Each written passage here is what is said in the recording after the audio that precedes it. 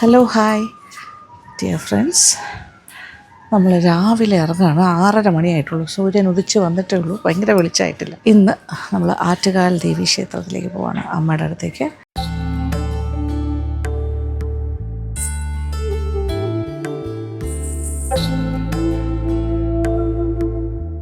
അങ്ങനെ നമ്മുടെ പൊങ്കാല വിശേഷങ്ങൾ തുടങ്ങുന്നു. അമ്മയെ കാണാനുള്ള യാത്രയാണിത്. ആറ്റുകാൽ അമ്മയുടെ അവിടെ പോയി പ്രാർത്ഥിച്ച് നല്ല തിരക്കായിരിക്കും. കാര്യം ഇനിയിപ്പോൾ അധികം ദിവസമില്ലല്ലോ പൊങ്കാലയ്ക്ക്. ഞാനിങ്ങനെ ഓരോ ദിവസവും തിരക്ക് കുറഞ്ഞ ദിവസം പോകാനാണ് ആഗ്രഹിക്കുന്നത്. പക്ഷേ ഇപ്പം എല്ലാ ദിവസവും തിരക്ക് തന്നെയാണ്. ഈ ഒരു സമയം എന്ന് വെച്ചാൽ അധികം ആളില്ല റോഡിലൊക്കെ.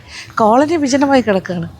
ഓക്കെ, ഇങ്ങനെ ഈ വെൻറ്റേഴ്സാണ്, അതായത് പാലുകാർ, പിന്നെ ഇനി കുറച്ച് കഴിയുമ്പോൾ പച്ചക്കറിക്കാർ, അങ്ങനെയൊക്കെ ആയിരിക്കും വരുന്നത്. പിന്നെ ഇതൊരു കമേഴ്ഷ്യൽ ഏരിയ ആണല്ലോ പുറത്ത്. അപ്പോൾ പുറത്തിങ്ങനെ കടകൾ രാവിലെ വഴിയോര കച്ചവടക്കാരൊക്കെ ഇനി വന്നു തുടങ്ങത്തേ ഉള്ളൂ. ഇനി അവിടെ പോയി നമുക്ക് ഓട്ടോ പിടിച്ചിട്ട് പോകാം. ഇത് നോക്കിയേ, ശാന്തസുന്ദരമായി കിടക്കുന്നു പത്മാനഗർ കോളനി. സാധാരണ ഇവിടെയൊക്കെ ഭയങ്കര തിരക്കാട്ടപ്പോൾ ഓരോ ദിവസവും. ഓട്ടോ കിട്ടുമോ എന്നാണ് ഇനി സംശയം. ഇത്ര രാവിലെ അറിയില്ല. ഇപ്പോൾ കറക്റ്റ് പറഞ്ഞാൽ 6:30, അതാണ് കറക്റ്റ് ടൈം. ഇത് രാവിലെ തുറക്കുമല്ലോ. പാല് ഡെലിവറി ഉണ്ടല്ലോ ഇവിടെ നിൽക്കും. കടകളിൽ ചില കടകളൊക്കെ ചെറുതായിട്ട് ലോട്ടറി ഷോപ്പ് ലോട്ടറി 1-2 കടകൾ ഇവിടെ വെയിറ്റ് ചെയ്യാം അല്ലേ. ഞാൻ ഉടുത്തിരിക്കുന്ന സെറ്റ് മുണ്ടും നമ്മുടെ കേരള ഹാൻഡ്ലൂംസിൽ നിന്ന് വാങ്ങിയതാണ്. മെറൂൺ വിത്ത് നല്ല ബ്രൊക്കേഡ്. ഓ ദൈവമേ, എല്ലാ ഓട്ടോയിലും ഫുള്ളാന്നല്ലോ. ആറ്റുകല്ലാണേ. ഓക്കെ.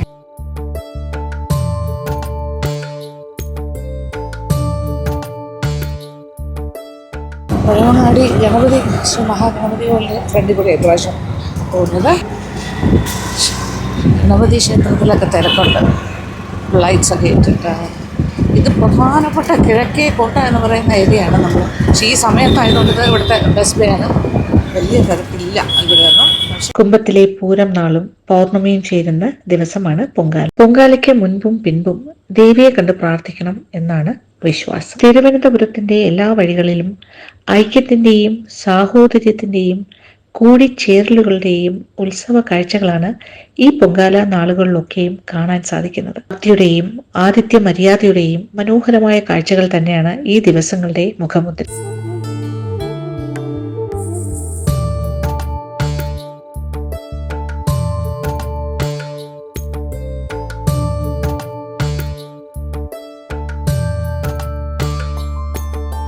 പെല്ലിയാറിന്റെ തീരത്തെ പ്രകൃതി രമണീയമായ കർഷക മേഖലയിലാണ് ക്ഷേത്രം സ്ഥിതി ചെയ്യുന്നത്. തമിഴിലെ പഞ്ചമഹാകാവ്യങ്ങളിൽ ഒന്നായ ചിലപ്പതികാരവുമായി ബന്ധപ്പെട്ട കഥകളാണ് ആറ്റുകാൽ ക്ഷേത്രത്തിനുള്ളത്. സംഘകാല പാരമ്പര്യത്തോളം പഴക്കമുള്ളതാണ് ആറ്റുകാൽ പൊങ്കാലയുടെ ഐതിഹ്യം. ആറ്റുകാൽ പൊങ്കാല സമർപ്പണത്തിന് പല ഐതിഹ്യങ്ങളും പ്രചാരത്തിലുണ്ട്. അതിൽ ഏറ്റവും പ്രധാനമാണ് സംഘകാലത്തോളം നീളുന്ന കണ്ണകിയുടെ കഥ.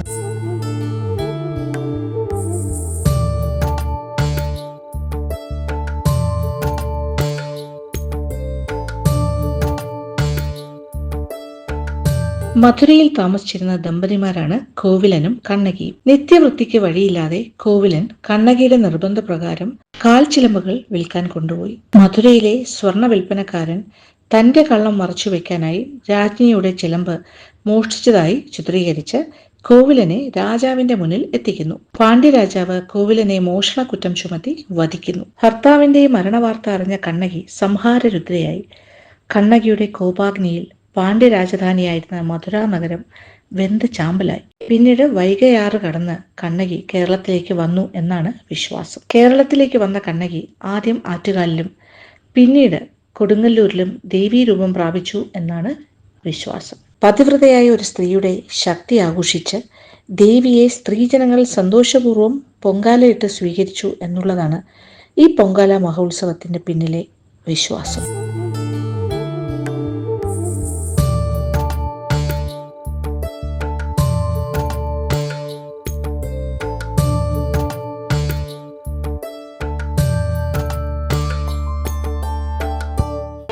നാരങ്ങ വിളക്ക് രസീത് എഴുതി വാങ്ങാം. ആറ്റുകാലിലെ മുല്ലുവീട്ട് കാരണവർക്കുണ്ടായ ഒരു സ്വപ്നമാണ് ക്ഷേത്രോൽപത്തിക്ക് പിന്നിലെന്നാണ് പറയുന്നത്. സന്ധ്യാവന്ദനത്തിനായി കിള്ളിയാറിലേക്ക് പോയ കാരണവർ മറുകരയിൽ പട്ടുപാവാട അണിഞ്ഞ് ഒരു ബാലിക കരഞ്ഞുകൊണ്ട് നിൽക്കുന്നത് കണ്ടുവെന്നും നീന്തി മറുകരയിലെത്തിയ അദ്ദേഹം കുട്ടിയെയും കൂട്ടി വീട്ടിലെത്തിയെന്നും പറയുന്നു. കുട്ടിയെയും കൂട്ടി വീട്ടിലെത്തിയ അദ്ദേഹം സന്ധ്യാവന്ദനം കഴിഞ്ഞ് മടങ്ങിയെത്തുമ്പോൾ അദ്ദേഹത്തിന് ആ കുട്ടിയെ കാണാൻ കഴിഞ്ഞില്ല എന്നും പകരം ആ കുട്ടി ദേവീ സാരൂപ്യം പ്രാപിക്കുന്നതായ സ്വപ്നം രാത്രിയിൽ കണ്ടുവത്രേ. സമീപത്തെ കുറ്റിക്കാട്ടിൽ പവിഴമല്ലിയുടെ ചുവട്ടിൽ ദേവിയെ പ്രതിഷ്ഠിക്കണമെന്ന സൂചനയും സ്വപ്നത്തിൽ ഉണ്ടായിരുന്നു എന്ന് പറയുന്നു. അതാണ് ആറ്റുകാൽ ക്ഷേത്രമായി പരിണമിച്ചത്. ആദ്യം തറവാടിന്റെ തെക്കതായിരുന്ന സ്ഥലം പിൽക്കാലത്ത് മഹാക്ഷേത്രമായി വികസിച്ചു. ആറ്റുകാലമ്മേ ദേവി ഭഗവതി കരുണാമയി നീയേ, പൊങ്കാലയർപ്പിക്കാൻ എത്തിടുമെന്നെ നീ തുണച്ചിടണേ അംബികേ, ദേവി തുണച്ചിടണേ അംബികേ. ആറ്റുകാലമ്മേ ദേവി ഭഗവതി. 1897 ശ്രീമൂലം തിരുനാൾ മഹാരാജാവിന്റെ ഭരണകാലത്ത് ചെറുകര വലിയ വീട് അംഗമായ ജസ്റ്റിസ് ശ്രീ ഗോവിന്ദപിള്ളയുടെ നേതൃത്വത്തിൽ കേരളീയ ശൈലിയിൽ ക്ഷേത്രം പുതുക്കി പണിതു. വരിക്കപ്ലാവിന്റെ കാതലിൽ ചതുർബാഹുവായ ദേവീ വിഗ്രഹം പുതുക്കി നിർമ്മിച്ചു. സ്വർണം പൂശിയ ദേവീ വിഗ്രഹമാണ് ഇപ്പോഴും ഭക്തർക്ക് ദർശനം നൽകുന്നത്. തമിഴ് ശൈലിയിലുള്ള ക്ഷേത്രഗോപുരവും പ്രദക്ഷിണ വഴിയും ചേർന്ന നിർമ്മാണത്തിന് 1966 അഭേദാനന്ദ സ്വാമിയാണ് തറക്കല്ലിട്ടത്. ആറ്റുകാലമ്മ ആദ്യമെത്തിയ മുല്ലുവീടിന്റെ പൂമുഖം ഇപ്പോഴും ക്ഷേത്രത്തിന്റെ സമീപത്തെ ദേവീവിലാസം NSS കരയോഗം ഹാളിൽ സൂക്ഷിക്കുന്നുണ്ട്. എല്ലാ പ്രാവശ്യത്തെയും പോലെ ക്ഷേത്ര കമ്മിറ്റി ഭാരവാഹി ശ്രീ ഹരികുമാർ കൂടെ ഉണ്ട്. അതുകൊണ്ട് കുറച്ച് കാര്യങ്ങളൊക്കെ സ്മൂത്താണ്. നമ്മളിപ്പോൾ തോറ്റമ്പാട്ട് പാടുന്ന ഇവിടെ പെര കെട്ടിയല്ലേ ചെയ്യുന്നത്. അപ്പോൾ പച്ചപ്പന്തലിൻ്റെ മുന്നിലാണ് ഇപ്പോൾ നിൽക്കുന്നത്. തോറ്റമ്പാട്ട് പാടുന്ന നമ്മുടെ ആശാനെ കാണാനായിട്ടാണ് മധു ആശാനെ. അദ്ദേഹത്തിനെ കണ്ട് നിങ്ങൾ എല്ലാ വർഷവും കാണുന്നതാണ് മധു ആശാനെ. ഇളങ്കോവടികളുടെ ചിലപ്പതികാരത്തിലെ കണ്ണകി ചരിത്രമാണ് തോറ്റമായി പാടുന്നത്. തലമുറകളായി കൈമാറി വന്ന പാട്ടും കഥകളും ആറ്റുകാൽ ഉത്സവത്തിന് കൂടുതൽ ചൈതന്യം പകരുന്നു.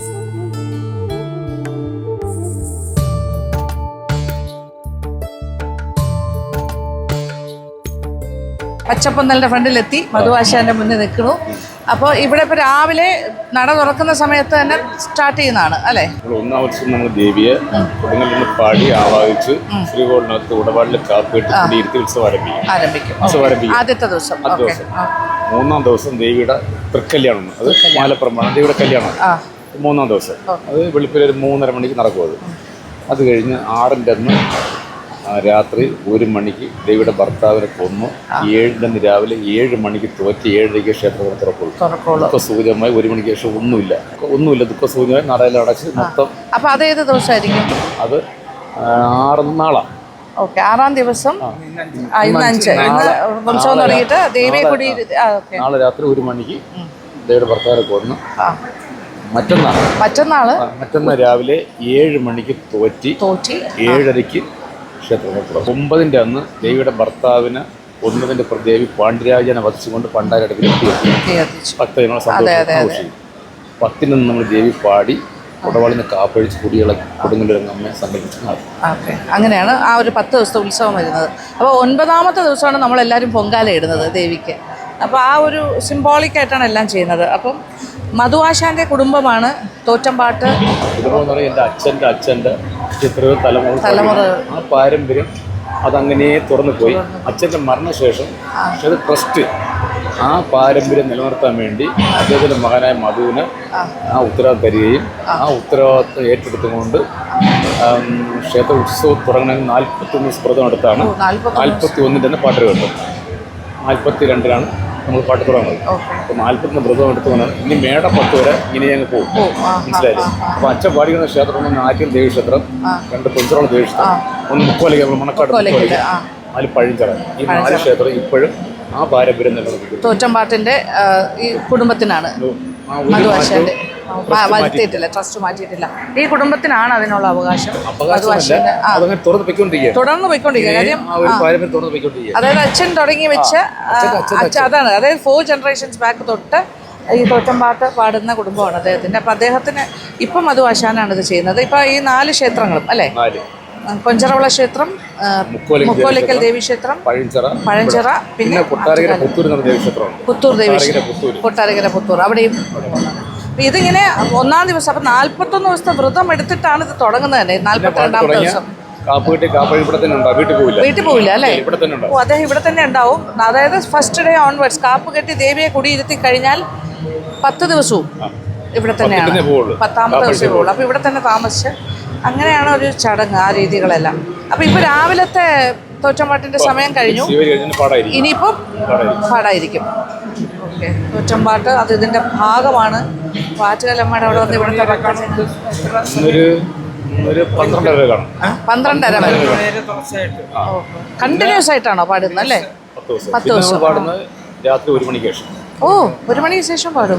എത്ര മണി വരെ? കഥയുടെ ഭാഗം പോലെ ഇരിക്കും. ഓ, അത് ശരി. 3 മണിയാവും, 4 ആവും, വെളുക്കാവും.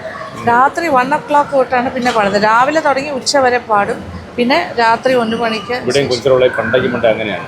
രാത്രി 1 മണിക്ക് ശേഷം പാടും. ബാക്കി വൈകുന്നേരം 5 മണി പാടി 10 മണി. ഇവിടെ അങ്ങനെയല്ല, രാത്രി. ഓ, കൊഞ്ചറവിള ക്ഷേത്രത്തിൽ ഇവിടെയും ഓക്കെ 1 മണിക്ക് ശേഷമുള്ള തോറ്റമ്പാട്ടും ഉണ്ട്. രാവിലെ തുടങ്ങി. ഇപ്പം ഇനിയിപ്പോൾ ശിവേലി കഴിഞ്ഞ ഉടനെ നട തുറക്കും അല്ലേ? ആ സമയത്ത് ഇവിടെ തോറ്റമ്പാട്ട് ആരംഭിക്കും. എന്തായാലും വലിയൊരു എന്താ പറയുക, പുണ്യമാണ് ഇങ്ങനെ ദേവിക്ക് വേണ്ടിയിട്ടല്ലേ. ദേവിയുടെ അനുഗ്രഹം പഠിപ്പിച്ച അച്ഛൻ എന്ന് പറഞ്ഞ ഗുരുവാണ്. ആ ഗുരുവിൻ്റെ ഒരു അതെ, അച്ഛൻ ഗുരുസ്ഥാനീയനാണല്ലോ. അതാണ്. അപ്പൊ മധുവാശന്റെ പിന്നെ പഠിപ്പിച്ചത് അച്ഛൻ ഗുരുവല്ലേ? അതെ അതെ. പിള്ളേര് പാടുന്നുണ്ട്. മക്കളുണ്ടോ ഇതില്, ഈ ഫീൽഡില്? ആരാണോ അത് ദേവി ചെയ്യും. അത് എത്ര മാഷിന് എത്ര മക്കളാണ് ഉള്ളത്? 2 ആൺകുട്ടികളാണോ? അവരും പാടും അല്ലേ? ഓ, അതെ. ഞാനും അങ്ങനെയായിരുന്നു. അച്ഛൻ മരിച്ചതിന് ശേഷം മാത്രമാണ് എനിക്ക് ഇത് എന്റെ നിയോഗം പോലെ വന്നത് അല്ലേ? ഓക്കെ. അപ്പൊ ഇനി അദ്ദേഹത്തിന്റെ മക്കളിൽ ആർക്കാണോ ആ നിയോഗം അവരായിരിക്കും വരും. ഓക്കെ ഓക്കെ, അറിയാൻ പറ്റില്ല. കുന്നത്ത് വീട്ടിലെ മധുവാശാനാണ്. അദ്ദേഹത്തിന്റെ അച്ഛൻ, അച്ഛൻ്റെ അച്ഛൻ, അങ്ങനെ 4 ജനറേഷൻസ് ബാക്ക് തൊട്ടുള്ള അച്ഛനൊക്കെ അറിയാം. ഭയങ്കര പേരിട്ട ആളാണ്. എന്താ പേര്? കൊച്ചനാശൻ.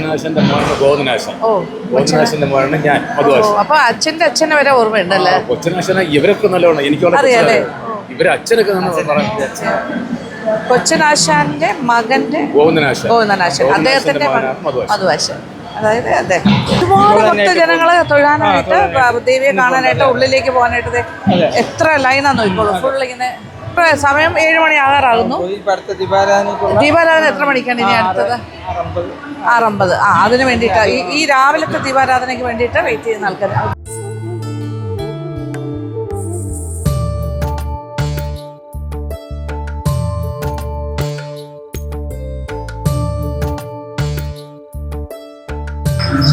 നമ്മൾ ദേവിയെ കാണാനായിട്ട് നടക്കകത്തേക്ക് ശ്രീകോവിലിൻ്റെ ഭാഗത്തേക്ക് പോവുകയാണ്. അവിടെ ഇപ്പോൾ ശിവേലി തുടങ്ങി അല്ലേ? ശിവേലി തുടങ്ങാൻ പോകുന്നു. അത് കഴിഞ്ഞിട്ട് നട തുറന്ന് ദേവിയെ തൊഴുതിട്ട്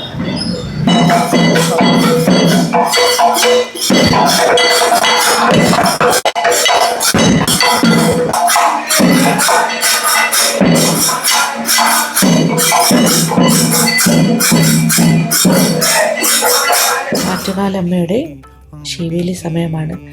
വിഗ്രഹം അകമ്പടിയോടുകൂടി 3 വലതിങ്ങനെ കൊണ്ടുപോകും. ഭക്തിസാന്ദ്രമായ ഈ അന്തരീക്ഷത്തിൻ്റെ ഭാഗമാകാൻ കഴിഞ്ഞതിൽ ഞാൻ വളരെയധികം കൃതാർത്ഥയാണ്.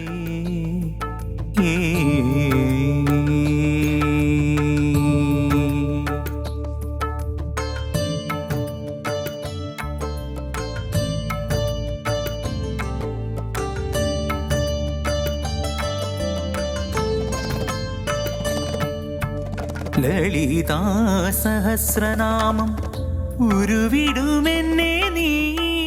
അതായത് ശിവേലി കഴിഞ്ഞു. ഇനിയിപ്പോൾ ദേവിയെ തൊഴുത് അമ്മയെ തൊഴുതിട്ട് നട തുറന്നു അകത്ത് പോയി പ്രാർത്ഥിച്ചിട്ട് വരാം.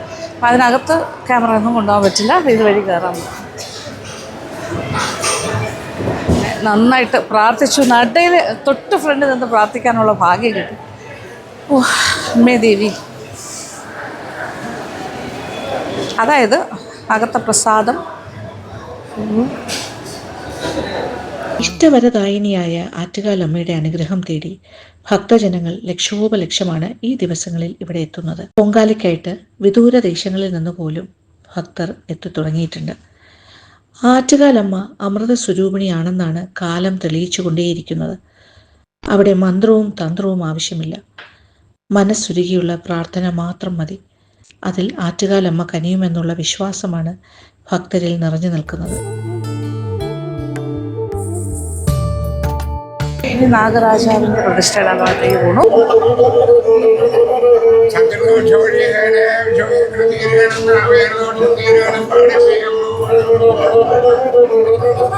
ഭഗവാൻ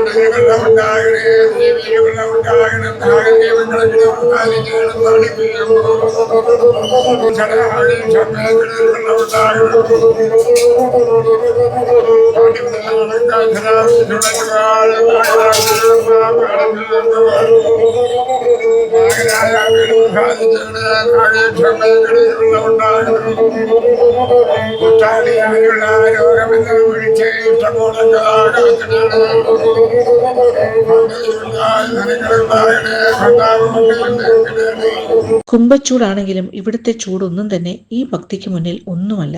ഭക്തജനങ്ങൾക്ക് ഇവിടെ വന്ന് പ്രാർത്ഥിച്ച് അമ്മയെ വണങ്ങി കഴിയുമ്പോൾ കിട്ടുന്ന ആനന്ദം എന്ന് പറയുമ്പോൾ അത് വാക്കുകൾ കൊണ്ട് നമുക്ക് പറയാൻ സാധിക്കില്ല. തൊഴുകയോടെ എല്ലാം മറന്നിട്ട് മനസ്സിൽ ആറ്റുകാലമ്മയെ മാത്രം നനച്ചുകൊണ്ടാണ് കണ്ണീരോടെ ഇവിടെ വരുന്ന ഭക്തജനങ്ങൾ പ്രാർത്ഥിക്കുന്നത്. ഞാനിപ്പോൾ ഇവിടെ ഇരിക്കുവാണേ.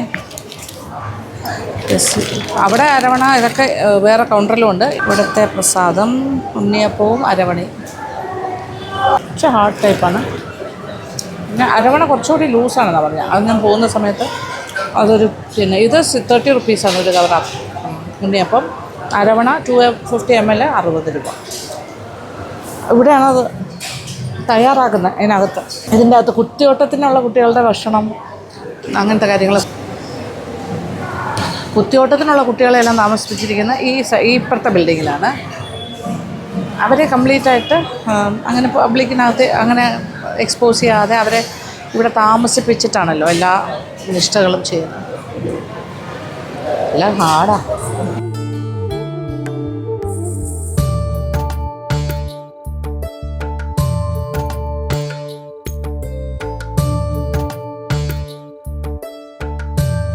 ഇപ്രാവശ്യത്തെ പൊങ്കാല മഹോത്സവം എന്ന് പറയുമ്പോൾ അതായത് പൊങ്കാല ഇടുന്ന ദിവസം ചൊവ്വാഴ്ചയാണ്. അതായത് 9ാമത്തെ ഉത്സവത്തിൻ്റെ 9ാം ദിവസം രാവിലെ 9:45 ആണ് ഇവിടെ പിന്നെ ഭണ്ഡാര അടുപ്പിൽ തിരി കൊടുക്കുന്നത്. അപ്പം 9:45 ടൈം.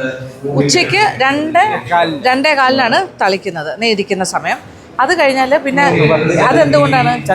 അന്ന് ചന്ദ്രഗ്രഹണം ആയതുകൊണ്ട് 3:10 നട അടയ്ക്കും. രാത്രി 7 മണിക്ക് നട തുറക്കും. ഈ കുത്തിയോട്ടത്തിൻ്റെ ഒക്കെ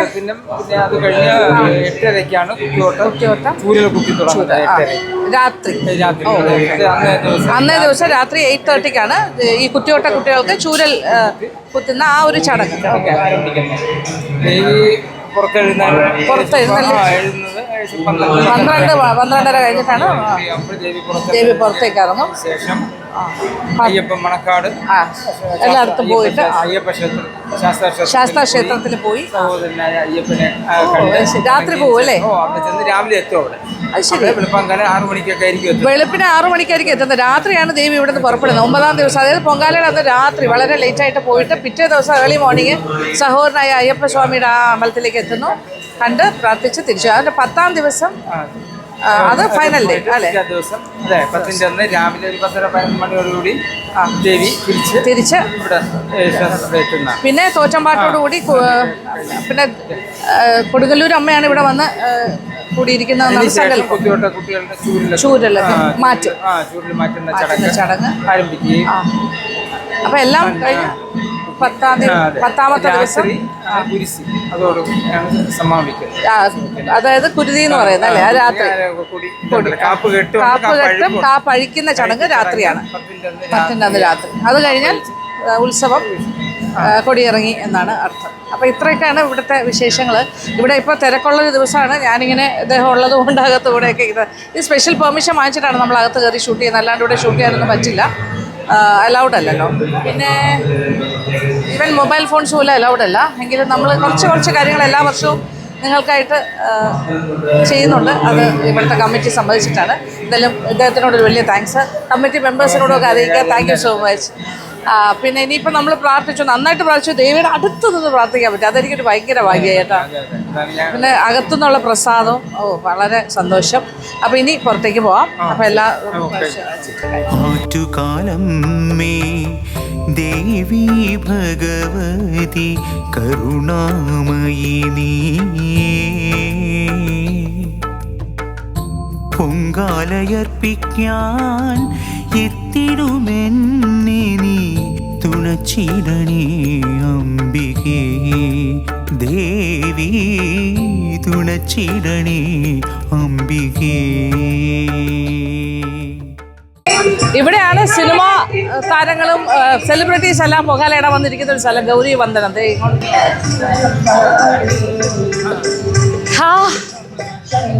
ഇതിപ്പോൾ ഇന്ന് 5ാമത്തെ ദിവസമാണ്. പക്ഷേ 9ാം ദിവസം ഇവിടെ പൊങ്കാല ദിവസം ഇവിടെ എല്ലാം പൊങ്കാല കലങ്ങൾ കൊണ്ട് നിറയും. എല്ലാവരും പൊങ്കാല ഇടുന്ന ദിവസം തിരക്കൻ. ഇങ്ങനെ നല്ല എന്താ പറയുക, ഒരു നല്ല ഐശ്വര്യമുള്ളൊരു ദിവസം, ഒരു ഭാഗ്യമുള്ള ദിവസം. ദേവിയെ അടുത്ത് കണ്ട് പ്രാർത്ഥിക്കാൻ പറ്റി. എന്തായാലും വളരെ സന്തോഷത്തോടുകൂടി അടുത്തു നിന്ന് പ്രാർത്ഥിച്ചതിൻ്റെ ഒരു എക്സ്ട്രാ സന്തോഷം എനിക്ക് ഇപ്രാവശ്യമുണ്ട്. എന്തായാലും ഇവിടുത്തെ വിശേഷങ്ങളെല്ലാം കഴിഞ്ഞു. അപ്പോൾ ഇതാണ് നമ്മുടെ പൊങ്കാല. നമ്മുടെ ആഘോഷങ്ങൾ സ്റ്റാർട്ട് ചെയ്തിട്ടുണ്ട്. സെറ്റ് മുണ്ടും എടുക്കുന്ന സമയം തൊട്ട് ഇന്നിപ്പോൾ ദേവിയുടെ അമ്മയുടെ അടുത്ത് വന്ന ദിവസം ഇവിടുത്തെ വിശേഷങ്ങൾ. ഇനിയുള്ള ദിവസങ്ങൾ കുറേ കൂടി തിരക്ക് കൂടിക്കൊണ്ടിരിക്കുന്നു. 5ാം ദിവസമായിട്ടുള്ളൂ, 5ാമത്തെ ദിവസമായിട്ടുള്ളൂ. ഇനി 9ാമത്തെ ദിവസമാണല്ലോ പൊങ്കാല. ഇനി ഒരു 4 ദിവസം കൊണ്ട് ദേവി ഭഗവതി കരുണാമയി നീ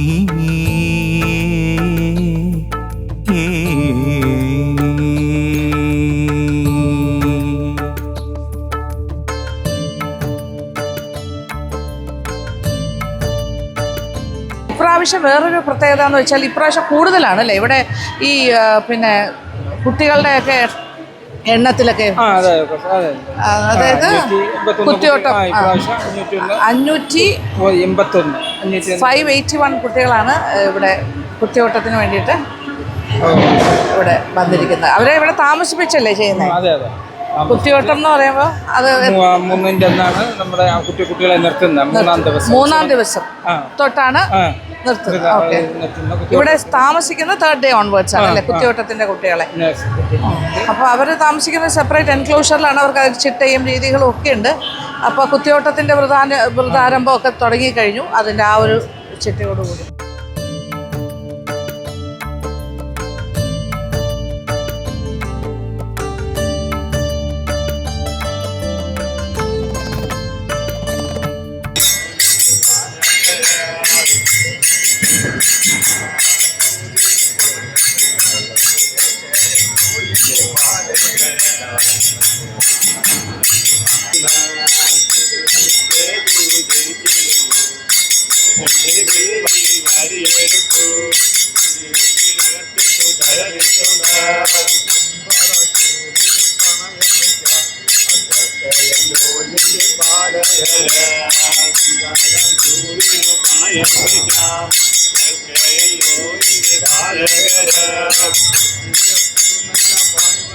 ലളിതാ സഹസ്രനാമം ഉരുവിടുമെന്നെ നീ കാത്തരുളിടണേ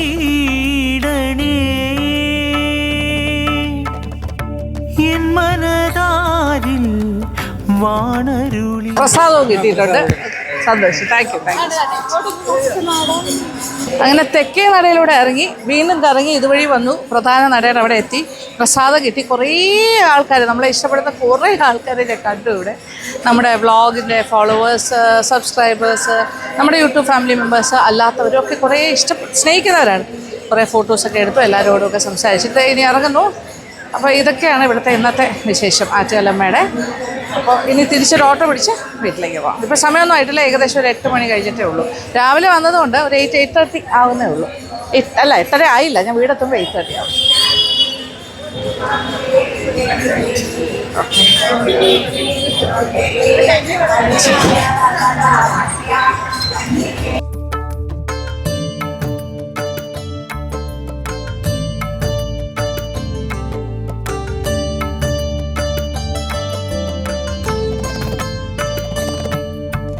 ലളിതാ സഹസ്രനാമം ഉരുവിടുമെന്നെ നീ കാത്തരുളിയിടണേ.